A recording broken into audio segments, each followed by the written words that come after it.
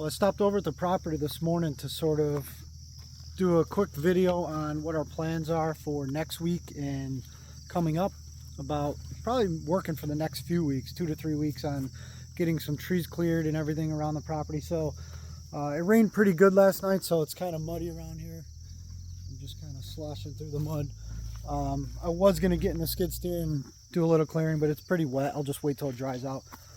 So the goal is by next week, which actually hopefully tomorrow, we're going to get my buddy's excavator brought over here, and we're going to work on clearing a bunch of trees out of this tree line that runs along the ditch, as well as relocate the ditch. So it'll probably take a few weeks to end up doing all the work, and we're also going to be stealing some dirt as we dig. We're going to get rid of all the topsoil, but as we dig out any good solid stuff, we're going to be relocating that to right here, which is where the pad will be for the house. So we'll be able to kill two birds with one stone here by digging the ditch, getting some really good clean dirt, and filling it out here.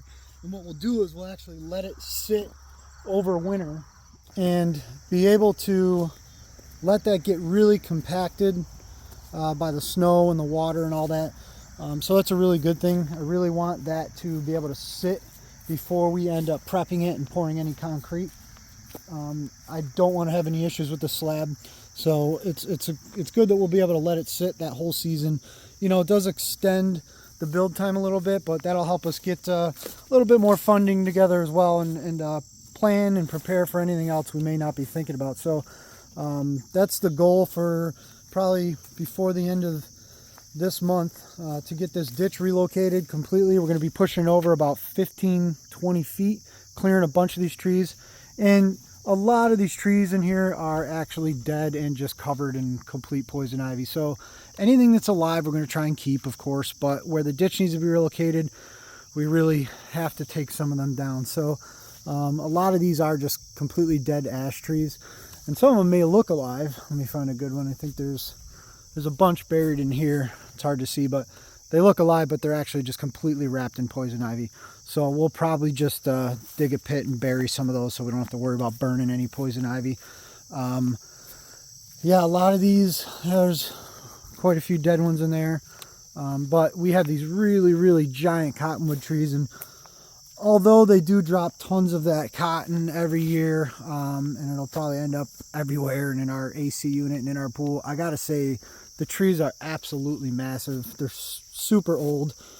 I can't, come to basically taking any of those down. So I mean, if they become a huge burden, maybe in the future, but I mean, they're really awesome old trees. I mean, even just standing next to them, they're 4 or 5 feet in diameter, massive trees. So really cool to have on the property.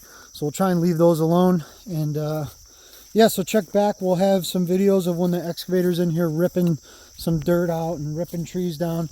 That'll be some cool footage. And for now, just check out our other videos. Lots of other videos for you guys to see, and a lot of upcoming videos. So if you haven't yet, subscribe to the channel. Give this video a thumbs up, and all the other ones if you can. It really helps us out, and we'll see you guys on the next one.